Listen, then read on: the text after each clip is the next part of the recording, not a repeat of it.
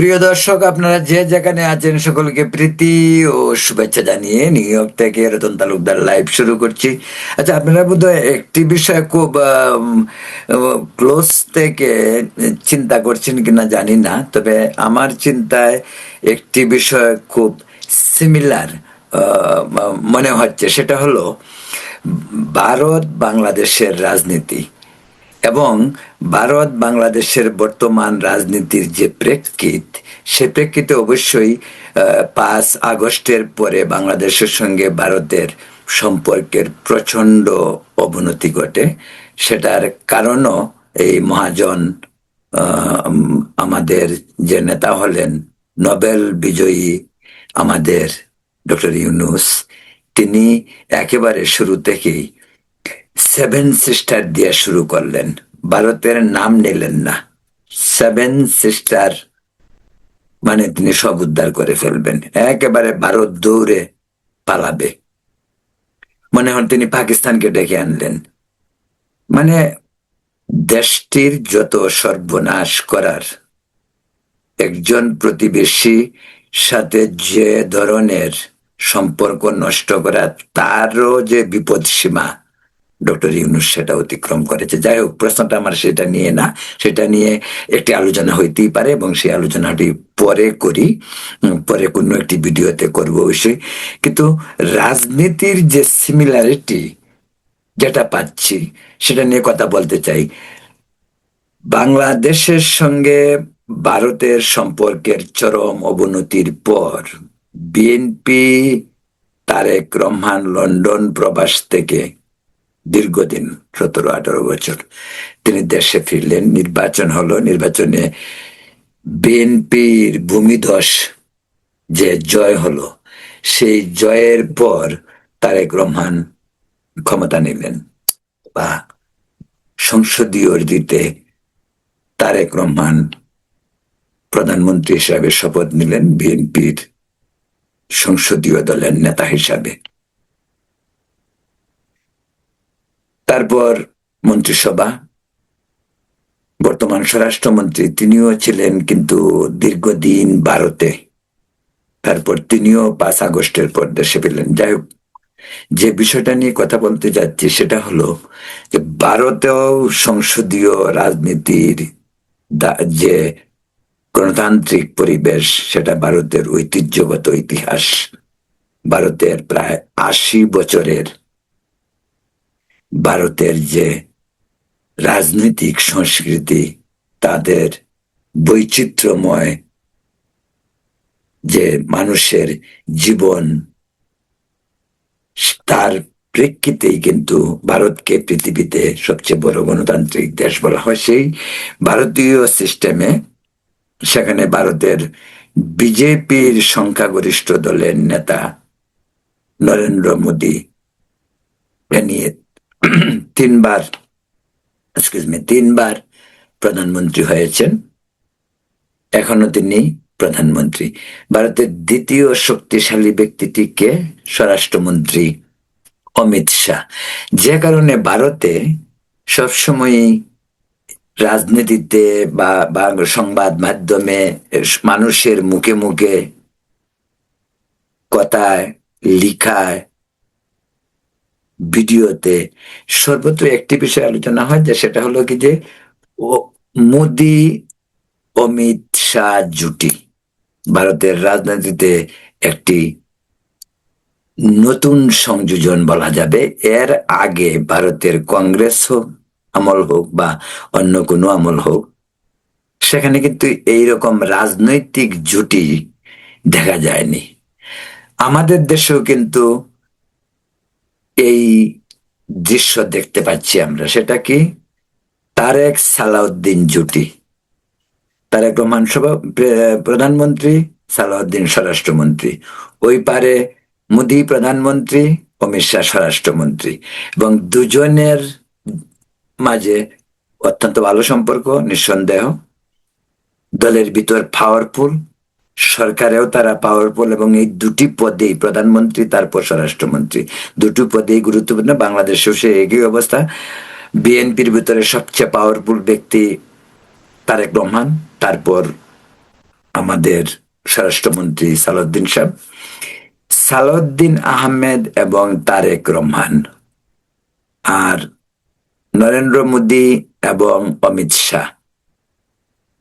Similarity এই জন্যই বললাম যে বিভিন্নভাবে সংসদীয় রাজনীতিতে, সংসদে বসে হোক, রাষ্ট্র পরিচালনায় হোক, দুজনের গুরুত্বপূর্ণ ভূমিকা দেশের রাজনীতি, সমাজনীতি, অর্থনীতি, আন্তর্জাতিক সমস্ত বিষয়কে প্রভাবিত করে।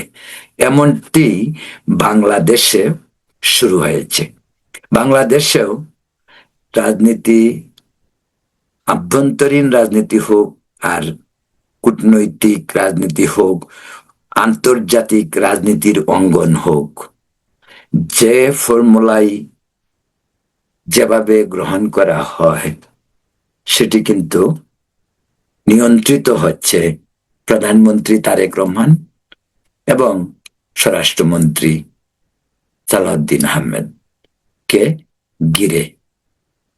ভারতের রাজনীতিতেও কিন্তু বিজেপির অন্যান্য নেতৃবৃন্দ যারা বা কেন্দ্রীয় সরকারের যারা মন্ত্রী, তাদের খুব বেশি আলোচনায়, রাজনৈতিক ডিসিশন মেকিং এ অথবা আন্তর্জাতিক কূটনৈতিক ডিসিশন মেকিং এ তাদেরকে তেমন প্রভাব পড়ে না। আপনারা জানেন যে ভারতের সাথে পাকিস্তানের যে সম্পর্ক, চির শত্রু চির বৈরী, এই দুটি দেশের যত ধরনের উত্তেজনা হোক, সন্ত্রাসী হামলা হোক, কূটনৈতিক জটিলতা হোক, সেগুলির কিন্তু এই দুই ব্যক্তির মাধ্যমেই শুরুও হয়, শেষও হয়।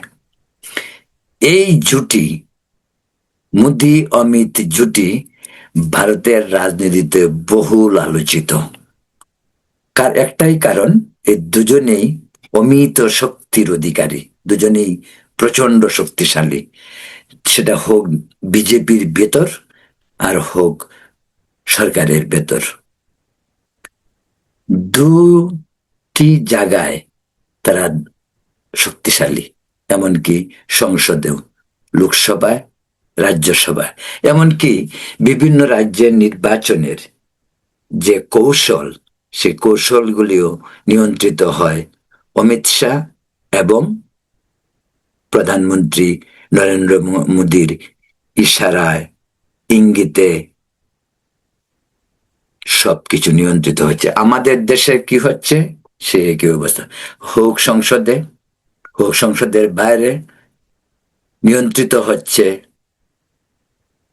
দুজনের নির্দেশে, দুজনের পরিচালনায়, দুজনের অমিত শক্তির যে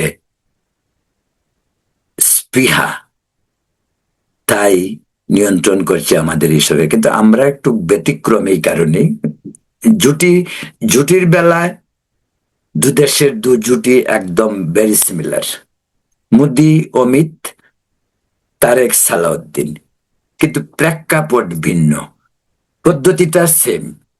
তারাও সংসদীয় গণতন্ত্রের সরকার, আমরাও সংসদীয় গণতন্ত্রের সরকার, কিন্তু তারা ভেরি স্টেবল, স্থায়ী গণতন্ত্র প্রাতিষ্ঠানিক রূপ পেয়েছে। সেখানে রাজনৈতিক কোলাহল, জেনজি আন্দোলন, এই ধরনের 5 আগস্টের মতন বিপ্লব, এসব ভারতে চলে না।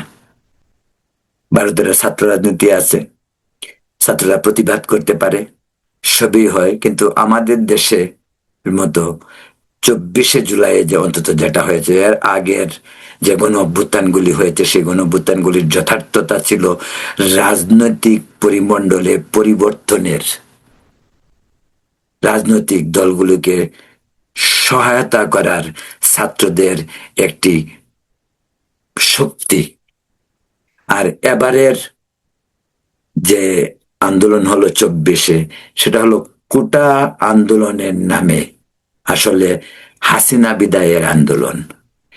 কোটা আন্দোলনের নামে ছাত্র নেতাদের রাজনৈতিক নেতা হয়ে ওঠার কারণ সরকারে, সংসদে যে কারণে সংসদে তারা এমন সব আবল তাবল কাজ করছে, কথা বলছে, স্পিকারকে পর্যন্ত বলতে হয় যে সংসদটি শাহবাগ নয়। প্রিয় দর্শক, আমি একটি কথা বলে রাখি, আজ থেকে 10 দিন আগে প্রথম যখন সংসদ বসে আমি একটি ভিডিও করেছিলাম, একটি এপিসোড করেছিলাম। সেখানে কিন্তু এটার নামেই ছিল সংসদ ঢাকা বিশ্ববিদ্যালয়ের রাজু চত্বর বা শাহবাগের মূল নয়। এ নিয়ে আমি আগেই আলোচনা করি। যাই হোক, আমার সেই কথাটি আজকে যখন আমি স্পিকারের মুখে শুনতে পারলাম, ভালো লাগলো সেই কারণে। তো যাই হোক, আমরা বলছিলাম যে অমিত শাহ এবং নরেন্দ্র মোদী জুটি আর আমাদের সালাউদ্দিন এবং তারেক রহমানের জুটি কিন্তু ভিন্ন প্রেক্ষাপট হতে পারে, কিন্তু একই রকম, যে একই রকম মানে দৃশ্যপট আমরা দেখতে পাচ্ছি, একই ধরনের ভূমিকা আমরা দেখতে পাচ্ছি। তারা ভারতে যে ধরনের ভূমিকা, অফকোর্স আমি আগেই বলছি যে ভারতে হয়তো গণতন্ত্র প্রাতিষ্ঠানিক রূপ পেয়েছে, আমাদের দেশে পায়নি বলেই আমাদের কদিন পর পরই আমাদের মাঝে অনেক ধরনের সমস্যা, এবং এই সমস্যা কন্টিনিউ হয়তো চলতে থাকবে। এই এই 5ই আগস্টের আন্দোলন দিয়ে দেশের আন্দোলনের ইতিহাস শেষ হয়ে গেছে তার বাবার কোনো কারণ নেই, বরং শুরু। যেভাবে দেশের একটি বৃহত্তম রাজনৈতিক দল আওয়ামী লীগকে বিএনপির মতন একটি বড় রাজনৈতিক দল এবং সরকার পার্টি এত কিছু জানা বুঝার পরও দলটিকে নিষিদ্ধ করার আইন করা হয়েছে, সেটি বিএনপির জন্যই হয়তো বুমেরাং হতে পারে। আওয়ামী লীগ নিশ্চিত ফিরবে, সেই ফেরা হইতে এমন হইতে পারে ধ্বংসের ফেরা হইতে পারে, সেই ফেরা এমন হইতে পারে অপ্রতিরোধ্য, সেই ফেরা এমন হতে পারে কন্ট্রোলের বাইরে চলে যেতে পারে। সেটা সেটা ভবিষ্যৎ বলবে। কিন্তু যে বিষয়টা বলছিলাম, যে অমিত শাহ, নরেন্দ্র মোদী, সালাউদ্দিন আহমেদ, তারেক রহমান, এই দুই জুটি দুই দেশে রাজনীতিতে বেশ উপভোগের। আসি বাংলাদেশের প্রসঙ্গ, সেটা হলো সংসদে, আমাদের যে জাতীয় সংসদ, সংসদের প্রথম অধিবেশন থেকেই বিষয়টি লক্ষ্য করা যাচ্ছে। সেটা হলো তারেক রহমান একেবারেই শালীন, চুপ, নীরবতা, কম কথা, সিরিয়াস মুড, খুব বেশি হাসি নেই, সাদাসিধে সোজা সাপটা একজন মানুষ মনে হয়। বিপরীতে সালাউদ্দিন সাহেবকে মনে হয় তার মুভমেন্ট আছে, কথা বলছেন, যে বিষয়টি উনাকে বলতে হবে উনি সেটি বলছেন, অন্যের কথাও তিনি বলছেন, প্রধানমন্ত্রীর মুখের কথা কেড়ে নিয়েও বলছেন, অর্থনীতির বিষয়ে প্রশ্ন হলে সেটার উত্তর দিচ্ছেন, স্বরাষ্ট্র বিষয়ক প্রশ্ন হলে সেটাও বলছেন, আবার পর্যটক বিষয় হইলে সেটাও বলছেন, হয়তো ভবিষ্যতে প্রবাসীদের জীবন নিয়ে কথা বলতে হলে সেটাও বলবেন। মানে এটার উদ্দেশ্যটা কি? এটার উদ্দেশ্যটা অন্য কিছু না, নিজের এই যে বললাম যে জুটি, এই যে পাওয়ারকে পাওয়ার কনজুম যেটা, এবং নিজকে প্রমাণিত করা যে সরকারে বা দলে আমি প্রধানমন্ত্রীর কাছের লোক, এবং আমি আর প্রধানমন্ত্রী বিহাইন্ড দ্য সিন, পেছনে কে আছে সেটা হয়তো ভিজিবল নয়, দেখা যায় না, কিন্তু আমরা এজ এ আই উইটনেস আমরা যা দেখি সেটা হলো প্রধানমন্ত্রী, স্বরাষ্ট্রমন্ত্রী। সেটাই বলছি যে উনি ওনার এ নিয়ে আলোচনাও হচ্ছে যে উনি কেন বললেন। কদিন আগে বোধহয় এরকম হচ্ছে না, আগে প্রধানমন্ত্রীর যে সিট, সেই সিট থেকে একটু দূরে ছিলেন, এখন আবার প্রধানমন্ত্রীর পাশাপাশি হচ্ছেন। সেটা হইতেই পারে, একটা সিট বদল হইতেই পারে।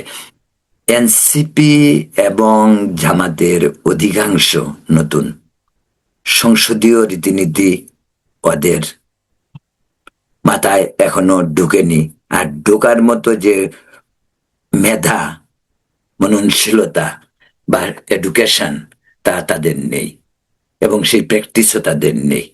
এদের অনেকেই ষড়যন্ত্র করে পাশ করে এসেছে, অনেকেই ইঞ্জিনিয়ারিং করে পাশ করে আসতে হয়েছে, কারণ তারা নেতৃত্ব দিয়েছে আন্দোলনের। এখন ওদেরকে যদি পার্লামেন্টে না রাখা হয়, ডক্টর ইউনূস অনুরোধ করে দু একজনকে পাশ করিয়ে এনেছেন। হইতেই পারে না হয় ওরা শুরু করবে প্রথম দিন থেকেই আন্দোলনের হুমকি, এবং তারা আন্দোলনের হুমকি কিন্তু প্রথম দিন থেকে তারা দিচ্ছে। কোনো কিছু হলেই বলছে আবার অভ্যুত্থান হয়ে যাবে। তা আমি একটা কথা বলতে চাই সেখানে, যে আবার অভ্যুত্থান হবে, একবার ডাক দিয়ে দেখুক না অভ্যুত্থানটা হয় কিনা। আর সবচেয়ে বড় কথা, তারা যে অভ্যুত্থান করেছিল তখন তাদের সঙ্গে যারা ছিল, আমি সাধারণ মানুষের কথা বলছি না, সাধারণ মানুষ এই আন্দোলনে ছিল না। এই আন্দোলনে ছিল জামাতের ক্যাডার ভিত্তিক মানুষগুলি, তারা ছিল। আমি বলবো যে সেটাই জামাতের এই যোগ্যতা ছিল। জামাত যে পরিমাণ ক্যাডার ভিত্তিক রাজনৈতিক দল, এবং সারা দেশের জামাতের ক্যাডাররা 5 আগস্ট মানে জুলাইয়ে ঢাকায় অবস্থান নেয়। এমনকি বিএনপির মতন তৃণমূল পর্যায়ের একটি বিশাল দল পর্যন্ত ওই আন্দোলনকে মোকাবিলা করতে পারেনি, যদিও বিএনপির কম বেশি সম্পৃক্ততা ছিল। ছিল এই কারণেই, কারণ শেখ হাসিনা ছিল কমন শত্রু। শেখ হাসিনা ছিল সকলের চোখে তখন, এমনকি বাম, এমনকি আওয়ামী লীগের ভিতরে অনেকে চাচ্ছিল যে শেখ হাসিনার শাসনের পতন হোক। জনগণ হয়তো, জনগণের কাছে শেখ হাসিনার এই শেষ দিকের শাসন ব্যবস্থা হয়তো না বিশ্বাসে পরিণত হয়, যে কারণে শেখ হাসিনার পতনটি অনিবার্য হয়ে ওঠে। এবং সেটা সারা দেশের, অন্তত 8 তারিখ ডক্টর ইউনূস আসার আগ পর্যন্ত বা পরে 1-2 মাস মানুষের কাছে এটার একটা গুরুত্ব ছিল। পরবর্তীতে অনেকেই মোহভঙ্গ হয়েছেন।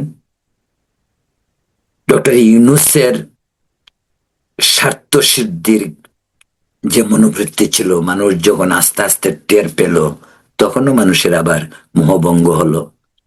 আর সে ডক্টর ইউনূস যখন তার ট্যাক্স মুকুব, গ্রামীণ ব্যাংক, বিশ্ববিদ্যালয়, মামলা প্রত্যাহার, দুদকের মামলা প্রত্যাহার, এইগুলি যখন করার পরে মানুষ কিন্তু বুঝে ফেলেছেন আমাদের মহাজন কেন এসেছিলেন, আর মহাজনকে ইসলামিক গ্রুপগুলি কেন এনেছিল।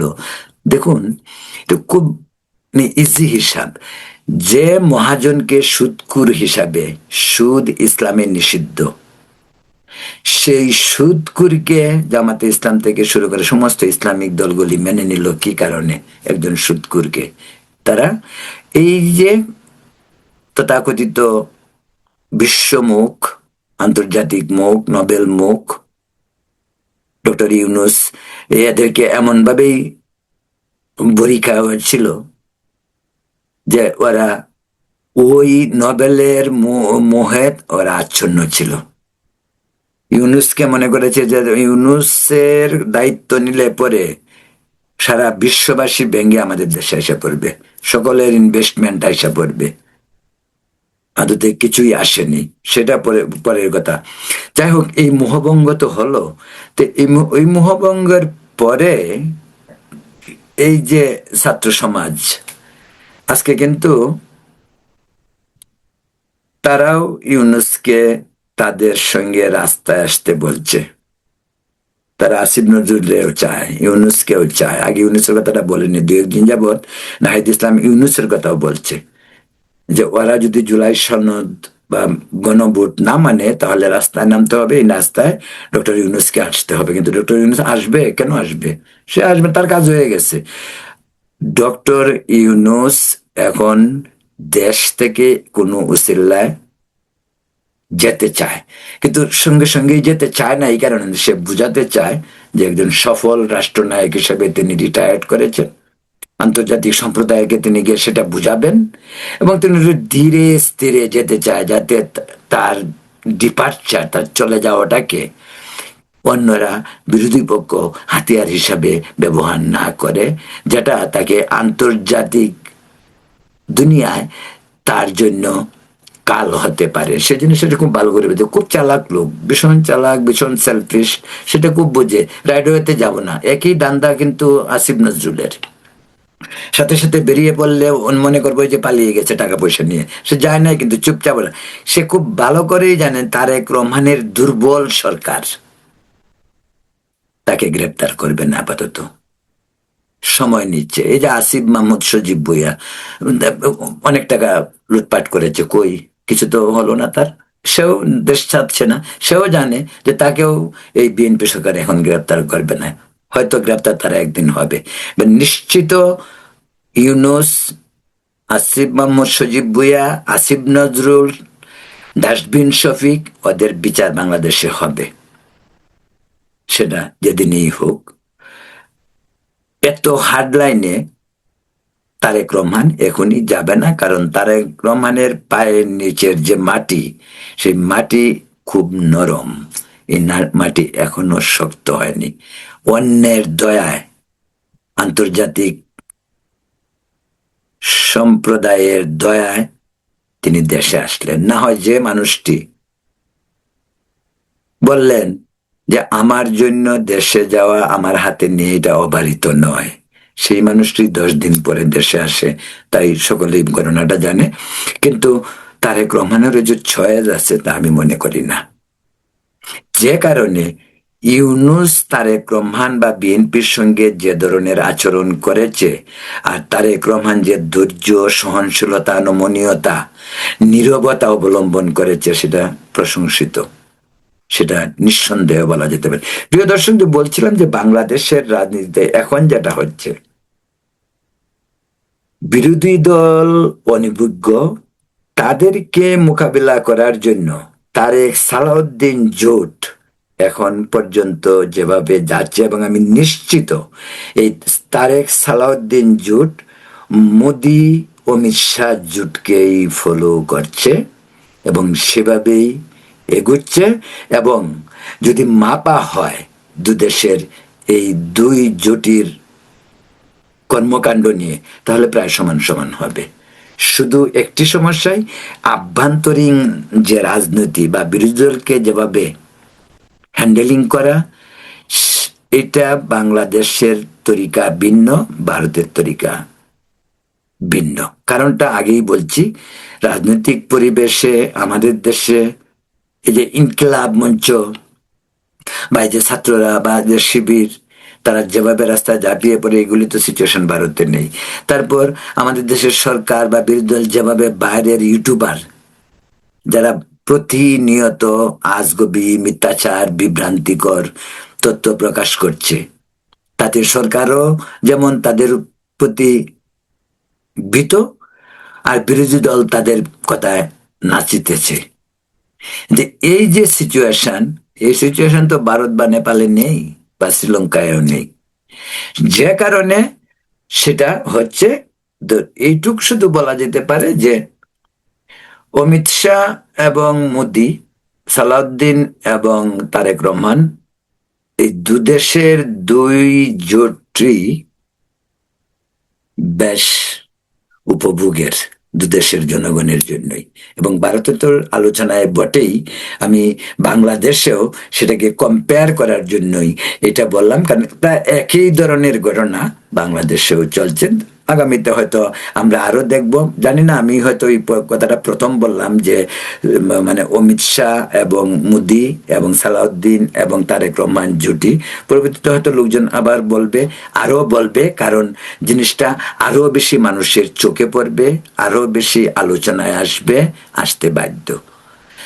যাই হোক প্রিয় দর্শক, এখন এই পর্যন্তই। আপনারা ভালো থাকুন, সুস্থ থাকুন। পরবর্তী অন্য ইস্যু নিয়ে কথা বলবো। এই পর্যন্ত আপনাদেরকে শুভেচ্ছা জানাচ্ছি। সম্ভব হলে আমাদের চ্যানেল সাবস্ক্রাইব করে আমাদের সঙ্গে থাকবেন। ধন্যবাদ।